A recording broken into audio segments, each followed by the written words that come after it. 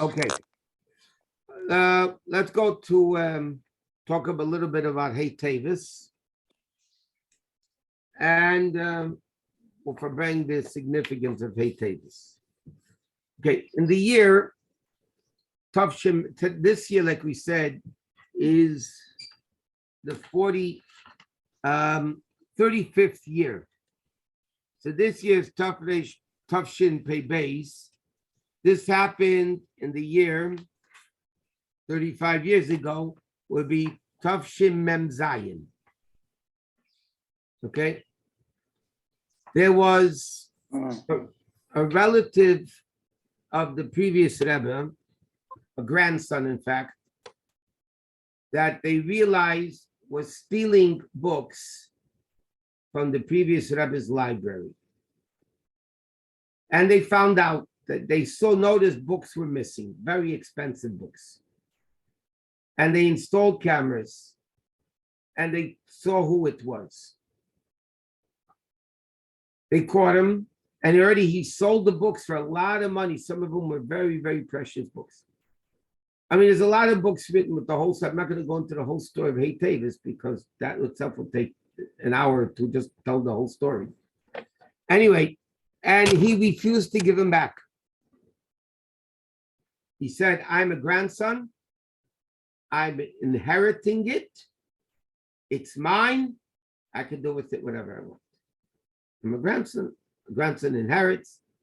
It's my previous Rebbe passed away. He had 2 daughters that were still alive. I get 50% of the library. I could do whatever I want. And the Rebbe knew about it much before it actually happened. But the Rebbe did not speak about it publicly.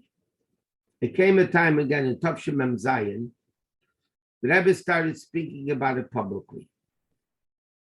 And the Rebbe said, that was speaking very sharp expressions. The Rebbe said the books don't belong to any individual. They belong to the Rebbe. And the Rebbe said then, he said, these are the words he said, whoever has those books that they bought from the grandson is holding a time bomb in their hand. That's what the Rebbe said. They are holding a time bomb in their hand and it's going to explode. The Rebbe got a heter. First, the Rebbe got, by the way, this is known, but the Rebbe sent Rabbanim to get a psak from a non-Chabad Rav that the Sfarim do not belong to the grandson. They belong to the organization called Agudas Chassidei Chabad, which is the Rebbe's the umbrella organization of Chabad. And they had permission to go to court. And the issue went to court. And it was in court for a long period of time.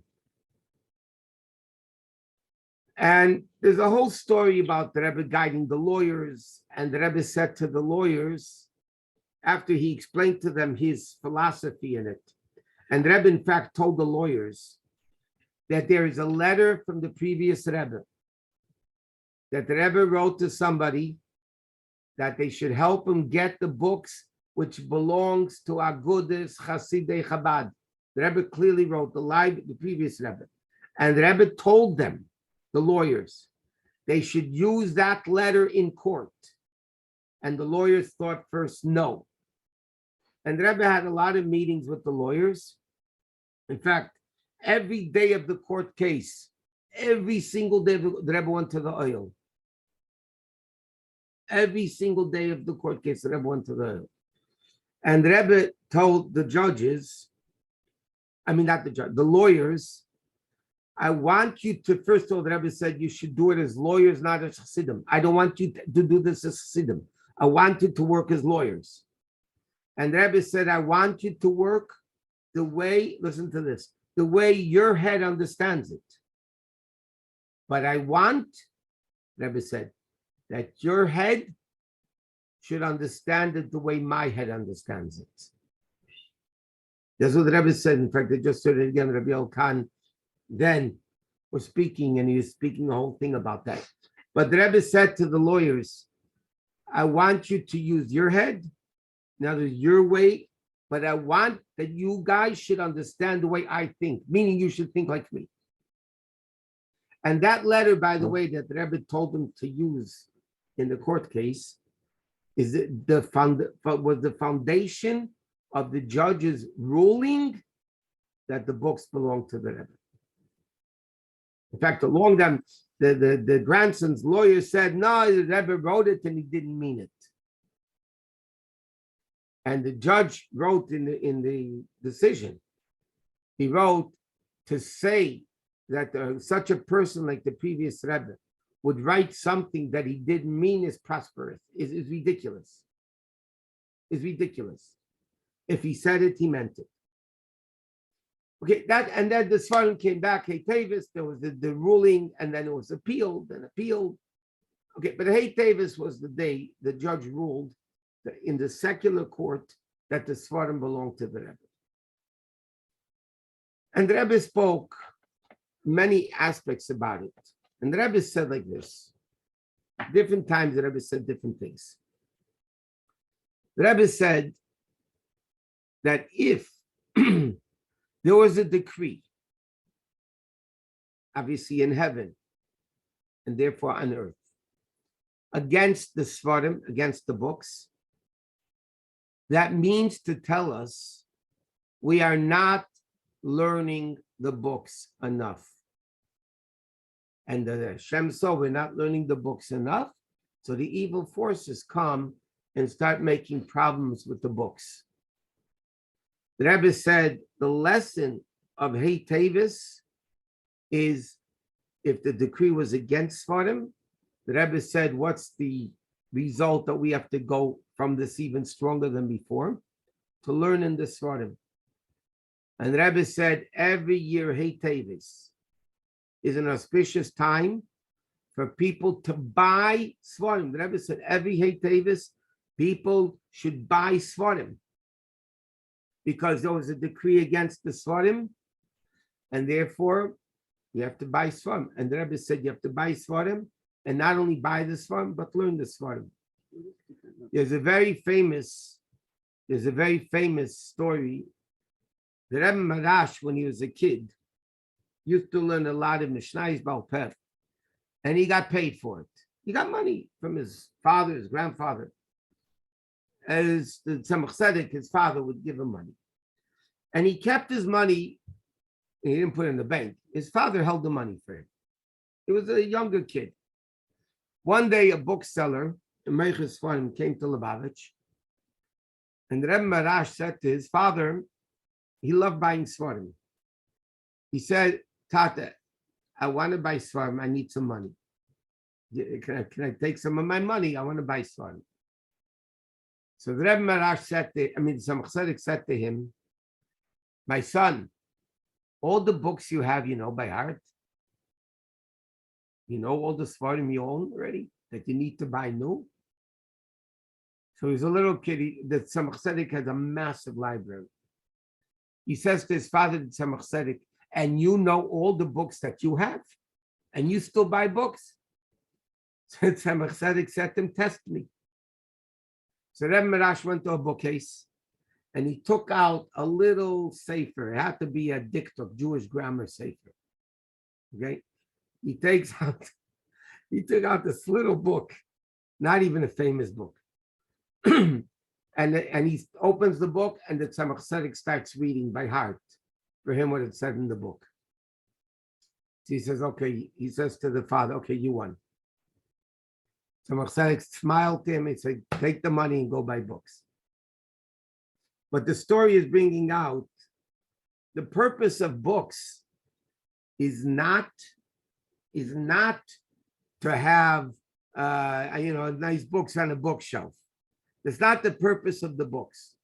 The purpose of the books is to learn them. And that's what the Rebbe said. The whole purpose of buying the books is to be able to learn them.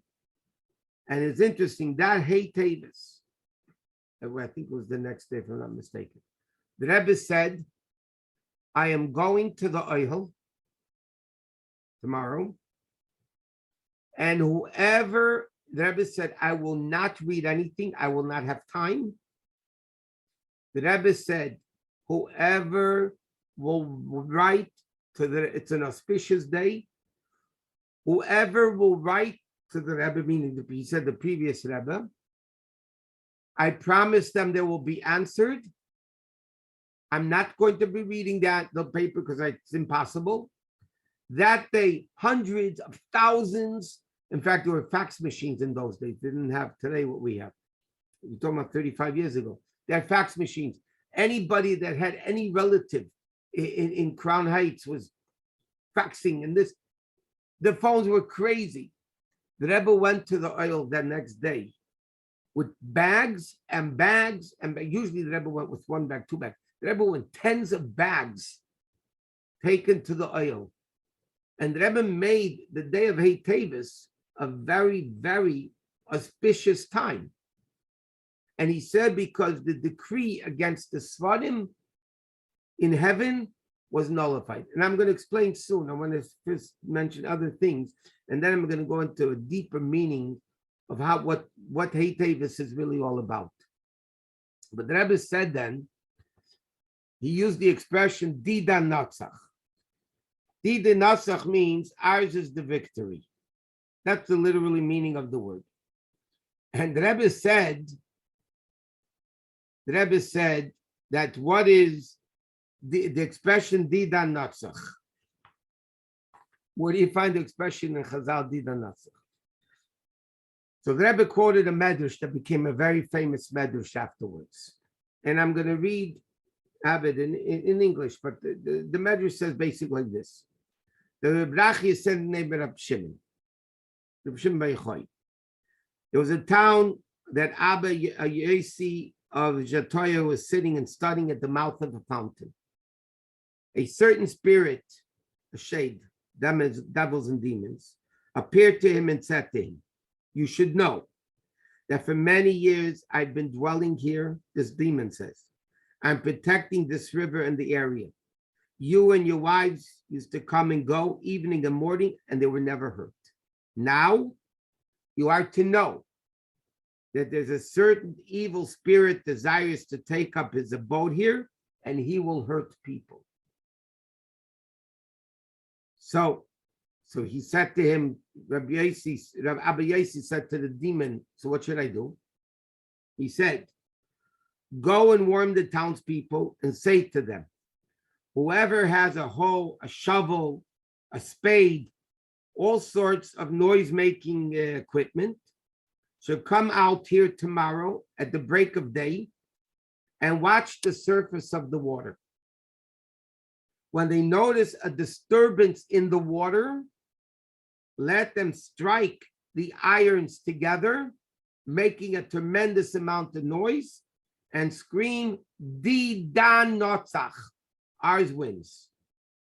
And he told this good demon, let them not go away from this place until they notice a clot of blood on the surface of the water. He warned the people, they did it. They saw the disturbance on the water. They made all that terrible noise. He said, Dida Natzach, and they did not depart until they saw blood all over the river. And they knew they killed that evil spirit. So the Rebbe says, what is the lesson of that? Of that medrash? What's the medrash telling us? He says, there was this, in that case, the story, there was a good spirit that was protecting the people, and there was the bad spirit. The Rebbe says, in every single Jew, the Rebbe said this in the Sikha, every single Jew has two souls, godly soul and the Yetzer Hara. The good spirit says to listen to Hashem. And the Yetzer Hara tells the people to go sin against Hashem. And because he's an expert in his field, he'll do everything possible to get the people to sin. So he says, how do we get rid of the Yetzer Hara? How do we get rid of this evil spirit? He says, when a number of Jews gather together to help each other with implements in their hand, and they say, Dida Notzach, we are going to follow the will, the Rebbe says, of the Rebbe, then we utterly destroy the evil spirit. And therefore, our task is to push away the evil spirit. And then we could say, Didan Natsach, that we won. Ours won. So, Hey Teves, the Rebbe said, which is known as the day of Didan Natsach. The day of Didan Natsach teaches us that we have the ability on this day to kill the Yetzer Hara, to kill all the evil forces that exist, and to listen to what the Rebbe wants. I'm going to say now at the first Hey Teves, 35 years ago, there was a big Farbrengen in 770. And Rabbi Yael Khan, Olav Shalom, passed away this year, said, was a very deep head, very, very deep head. And he said, I'm going to explain. He says, it's my personal feeling, but I spoke to others, he said, and they agree with me. So like this. We have biblical holidays. Pesach, Shavuos, Sukkot, Rosh Hashanah, and Kippur. And then we have rabbinic holidays. We have rabbinic holidays called Chanukah and Purim. What happened on Chanukah and Purim? First was, by the way, the story of Purim was before Chanukah. On Purim, Haman wanted to destroy the body of the Jew. We know, he wanted to kill out. He didn't care if you were from, not religious. Yeah, religious, he didn't care. Men, women, and child, he just wanted to kill them all. And therefore, there's a mitzvah to eat on Purim. Then there was later on, about 200 years later, the Chanukah story took place. What was the story of Chanukah? Chanukah was a decree not against the body of the Jew. They wanted, like we say in Al-Anisim, we spoke about it. Forget the holiness of godliness. Forget the holiness of Torah. It was a battle against the neshama. Therefore, what do we do on Chanukah? We light candles. There's no mitzvah to eat on Chanukah. Like it is important. Chanukah is a mitzvah to light candles, not Hashem Nishmasad. There was a Yom Tov long time ago against the body of the Jew and against the spirit, and against the neshama of the Jew.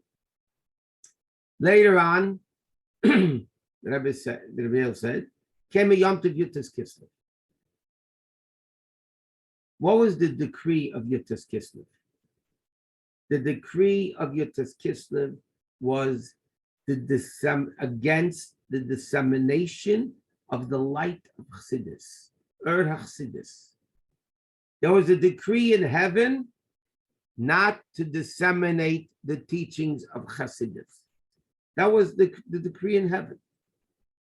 It was against the neshama of the neshama, not only the neshama of Chanukah, the neshama of Chassidus, of the Yipintali Yid, the jug of the Kohen Gadol. But Yutas Kislev was against the light of Chassidus. It's the light of Chassidus. What happened on Hey Teves, and I'm going to explain what I'm just going to tell you the point and I'll explain it.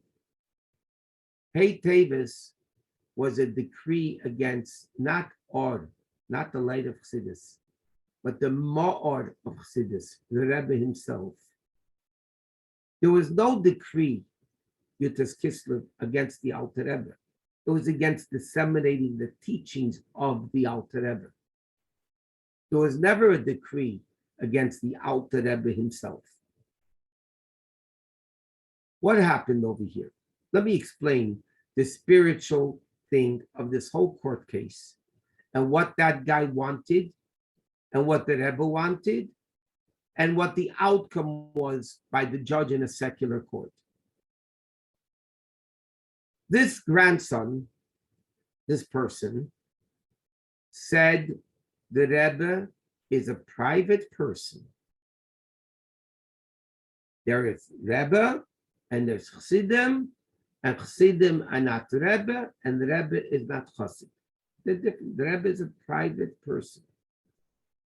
And therefore, if he's a private person, his belongings, his books is a private collection that goes over from child to child to child.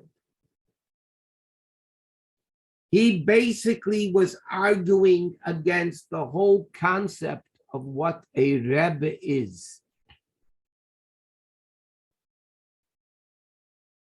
When the Rebbetzin Chaim Mushka was deposed, they had a deposition. And it's interesting. They wanted to depose the Rebbe, and they were able to get the Rebbe out of deposition. Whoever had ever had a deposition, oh, it's cruel, it's torture. But they wanted, the other side wanted to depose the Rebbetzin Chaim Mushka. And I know they asked the Rebbe if they should do everything possible to make that she shouldn't be deposed. And the Rebbe said, no, let her be deposed, she'll do a good job. And she had a deposition in her home with the lawyers there, and it was brutal. And finally, their lawyer asked the Rebbetzin, to whom do the books belong? Who do the books belong to? She was the daughter of the previous Rebbe. And the Rebbe said later by Farbrengen what she said after she passed away. The Rebbe said the greatness of his wife, what she said. And she said to the lawyers in the deposition, not only do the books belong to the Chassidim, my father belongs to the Chassidim. The Rebbe belongs to the Chassidim. And from the guys that were in the house at the time, they said when the lawyers heard that, they threw down their pencils in disgust that they lost big time. Here comes a daughter and says, you're asking me who the books belong to? Do they belong to my father or the Chassidim? What type of ridiculous question is? My father belongs to the Chassidim. What was the fight and Teves then? The fight wasn't about disseminating Chassidus. It wasn't against the teachings of Chassidus. It was against the source of Chassidus, Rebbe. Never, not Yutas Kislev, not Yud Beis Tammuz, not Yud Kislev, was there a fight against the definition of a Rebbe? Is a Rebbe a separate entity, or is a Rebbe what Klal Yisrael is? Hey, Teves proved, and Rabbi said this is greater than Yutas Kislev. Yutas Kislev was a decree against the light of Chassidus. And this was a decree against the Ma'or, the source of the light, the Rebbe himself. And therefore, the Rebbe, as he's our head, he is us. That's what Teves said. A Rebbe and Chassidim are inseparable. A Rebbe and Chassidim are one thing. The guy, the grandson, wanted to separate them. Because the Rebbe is a private individual, and then he's a rabbi. The essence of a Rebbe, like it says in Chumash, Moshe Nasi Wa'akel, Moshe is everybody and everybody's Moshe. It's a Rashi in Chumash. Nasi Wa'akel. Moshe Yisrael, and Yisrael is Moshe. There's a very interesting story. In the summer of Tafshin Yud, the previous Rebbe passed away in the winter of Tafshin Yud 5750. That summer, the Rebbe wasn't officially, the Rebbe was Rebbe right away, but he didn't officially accept the Rebbe's leadership yet. And somebody called the Rebbe and said that there's a lady in Manhattan that is has no recognition of anything. I don't know what you want to call it, but no recognition. The Rebbe sent some Chassidim from 770, and the Rebbe said to them, they should go to the hospital and whisper the previous Rebbe's name in her ear. The Rebbe said, our Rebbe said to them, it was before he officially accepted being Rebbe.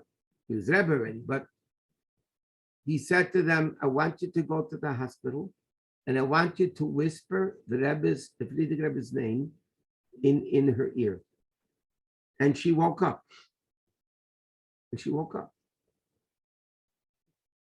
When Rabbi Yoel told the story at a different time, he told the story and he said that means, what's the story teaching us? What did the Rebbe say? You're not talking about spiritual life over here. To say that Rebbe is the spiritual life of Klal Yisrael. That's what normally a Rebbe is, the spiritual life of the Jewish people. Here the Rebbe is teaching us in the story, no. Not only is the Rebbe the spiritual life of the Jew, by mentioning the Rebbe's name in a person who is without recognition, the Rebbe said that is her life, that revived her physically. This is what Hey Teves is all about. Hey Teves never existed before, and therefore this is in our generation. Like we spoke at Chodesh Kislev. This is our generation. This is not Alter Rebbe's times, Mittel Rebbe's times, even the previous Rebbe's time. This is our Rebbe. The Chodesh Kislev is our Rebbe. That even within ourselves, the heart, like we spoke then, cannot affect the way what we do things. Here, there was a decree against the concept of a Rebbe. What is a Rebbe? That was the question.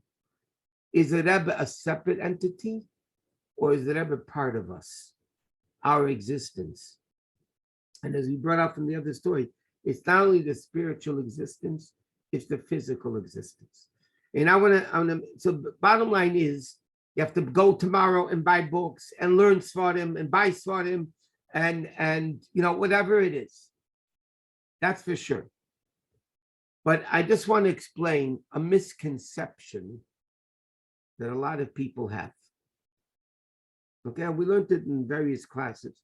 But I think, hey, Teves, when there's a gzeir against the concept of a Rebbe, we need to explain, what is a Rebbe? I don't know what a Rebbe is. If I would know what a Rebbe is, I promise you it wouldn't be a Rebbe. Because whatever I would understand of a Rebbe was physical, limited, and a Rebbe is believable. But people don't get it. And they say, you worship a Rebbe, everything Rebbe. You're worshiping a Rebbe. You want to know if you should buy a house? Yes, the Rebbe. Why? Go ask a real estate agent. Why are you asking a Rebbe to buy a house? You need to know if you need surgery or not. You can ask the Rebbe. Why? Go ask a doctor. I mean, look, what is this? Everything Rebbe. I don't do anything without the Rebbe. There was a chassid of the Magid. This is in passing. There was a chassid of the Magid that after he died, they said, based on what you should have been and what you were, you're going to Gehenna. You have to go to hell. He said, I'm not going. He said, what do you mean you're not going? He said, throughout my lifetime, I never, ever did anything without asking my Rebbe. If you think for a minute, I'm going to make a major decision of going to Gehenna without asking my Rebbe, you gotta be joking. So the heavenly court heard his case, and they said, we're going to check the records.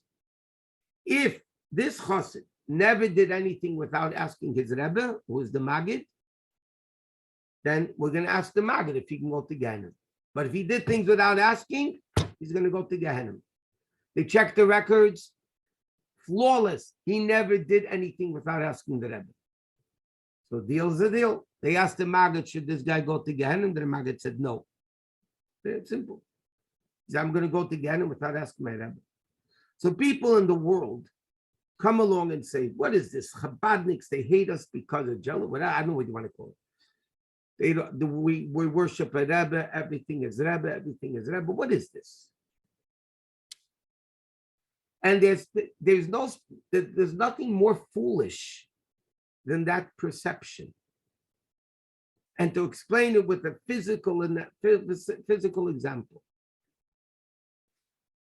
If you have a pain in your foot, okay, and you go to the podiatrist or whoever you go to, and you walk into the podiatrist's office, and you tell the podiatrist, I have a pain in my foot.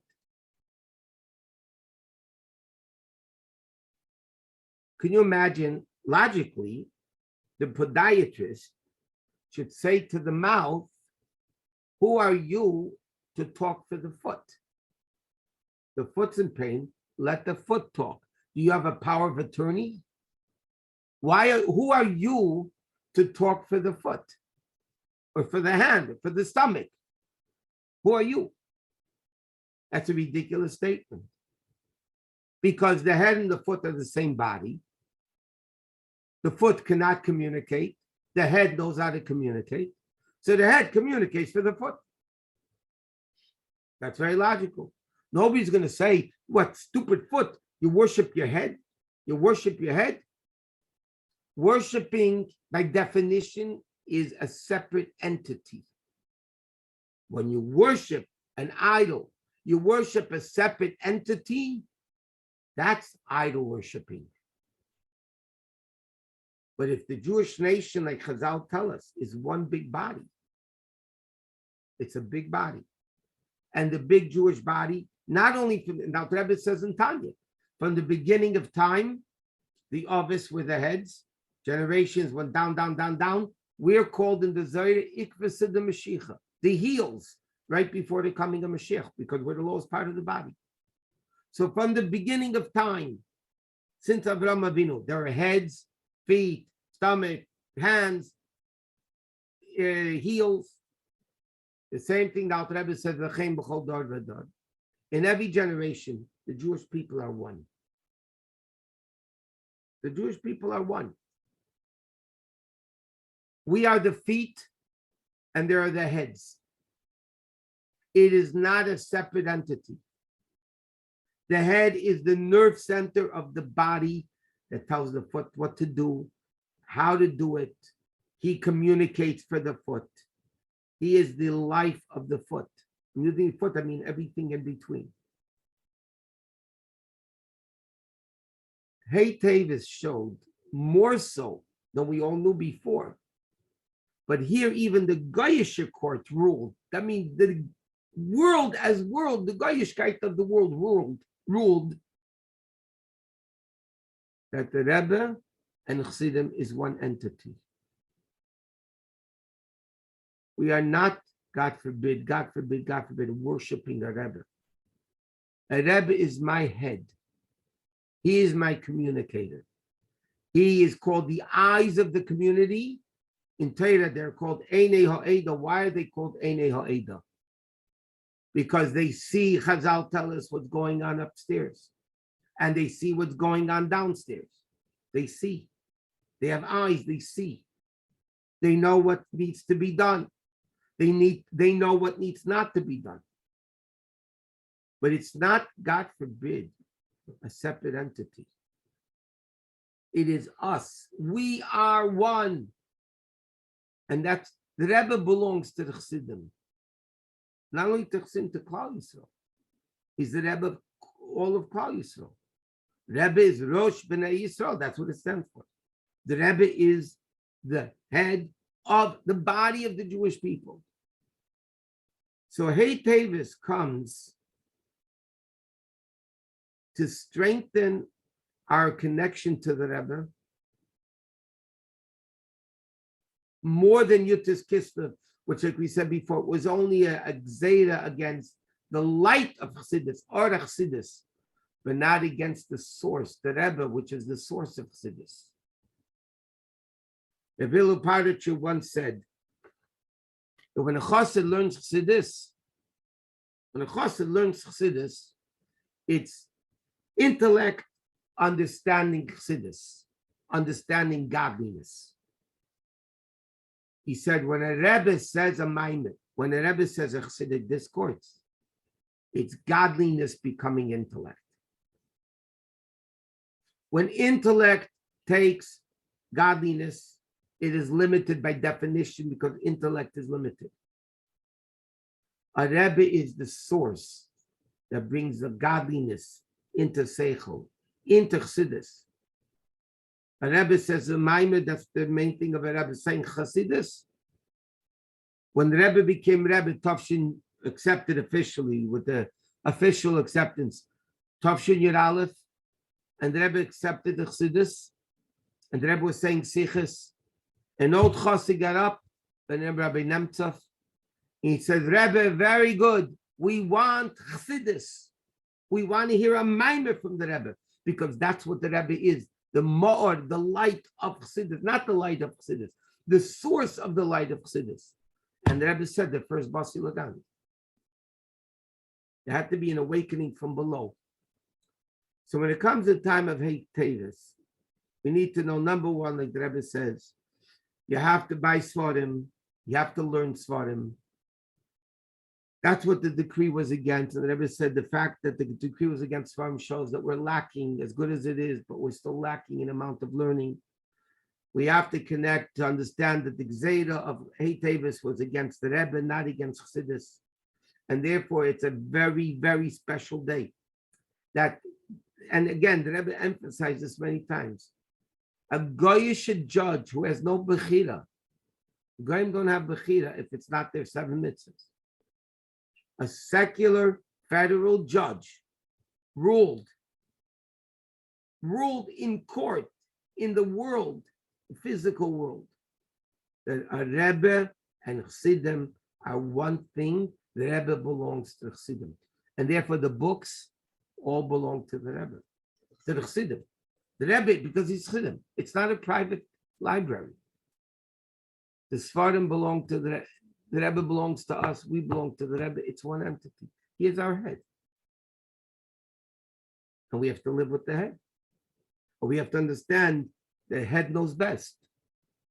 Not father knows best. Head knows best.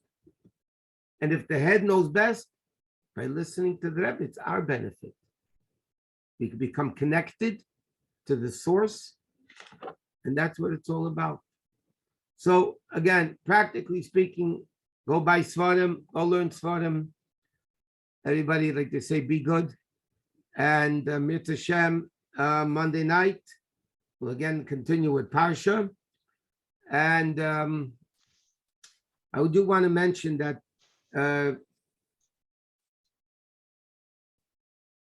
tonight's class is in memory of Sheldon Tenenbaum. They made Aliyah to Israel. They were from the founding members of our show 42 years ago. They were there the first Shabbos that they came, and they were very close friends. And he passed away on Shabbos, Zion Teves, this year Shabbos, at a very young age. And his wife sent me an email that she wants, and I told her we're going to sponsor the class in his memory. So it's his father was Menachem Zev, and he should have an Neshama should have an Aliyah, and he should be a good better for the Mishpacha. Amen. Everybody have a good Shabbos and Mitzvah Shem Monday night. And one of the things, what I think everybody should do, is to bring another person to join the class. That's also learning Svarim. Get another Jew to join the class. That's also doing what the Rebbe wants. Anybody, because I don't say my own stuff. I don't say anything of my own. So therefore, everybody have a good Shabbos, and we'll see you Mitzvah Shem Monday night.